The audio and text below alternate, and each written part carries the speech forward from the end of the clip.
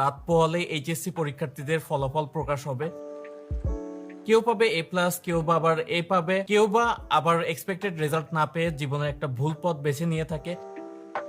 অনেকের বাবা মা বলে তোকে একটা রিক্সা কিনে দিব, আর আপুদের বলে তোকে বিয়ে দিয়ে দিব, কারণ সমাজের নীতি অনুযায়ী আপনাকে A+ পেতে হবে আর ডাক্তার, ইঞ্জিনিয়ার, BCS ক্যাডার হতে হবে, না হলে আপনার জীবন আসলেই ধ্বংস। ব্যক্তিগতভাবে আমি যদি আমার দেখা একটা অভিজ্ঞতা আপনাদের সাথে শেয়ার করি, তাহলে পিসিবিতে কাজ করার সুবাদে আমার 2বার কম্পিটেক্সে যাওয়ার সুযোগ হয়েছিল। সো আমি যখন কম্পিটেক্সের বুথগুলোতে যাই, ঘোরাঘুরি করি, এক্সপিরিয়েন্স নেই, তখন একই সাথে ওই ব্র্যান্ডগুলো যারা প্রোডাক্ট ডেভেলপমেন্ট নিয়ে কাজ করে বা প্রোডাক্ট ডিজাইনার আছে বা যারা মার্কেটিং টিম আছে, সবার সাথে কম বেশি কনভারসেশন ট্রাই করি। সো কোনো ব্র্যান্ডের একটা বুথে একজন জুনিয়র প্রোডাক্ট ম্যানেজারের সাথে কথা বলতে গিয়ে জানতে পারি যে তার বয়স মাত্র 21 বছর, মানে সে আমার থেকেও জুনিয়র, আর সে একটা স্বনামধন্য ব্র্যান্ডের একটা মাদারবোর্ডের জুনিয়র প্রোডাক্ট ম্যানেজার। আর আমরা সেখানে 21 বছর বয়সে মাত্র ভার্সিটির জন্য প্রিপারেশন নিয়ে থাকি, বা কেউ বা ভার্সিটির ফার্স্ট ইয়ার বা সেকেন্ড ইয়ারে পড়াশোনার জন্য সিজিপিএ নিয়ে স্ট্রাগল করি লাইফে। মানে দেশের বাইরে তারা 21-22 বছর বয়সে ওয়েল নোন বা স্বনামধন্য ব্র্যান্ডগুলোর প্রোডাক্ট ম্যানেজার বা প্রোডাক্ট ডিজাইনার হিসেবে কাজ করতেছে, আর আমরা দেশে থেকে কি করতেছি, 21-22 বছর বয়সে ভার্সিটি এক্সামের প্রিপারেশন নিচ্ছি, মেডিকেলের প্রিপারেশন নিচ্ছি, বা ভার্সিটির ফার্স্ট ইয়ারের ক্লাসগুলোর অ্যাটেন্ডেন্স মেইনটেইনের জন্য স্ট্রাগল করে যাচ্ছি।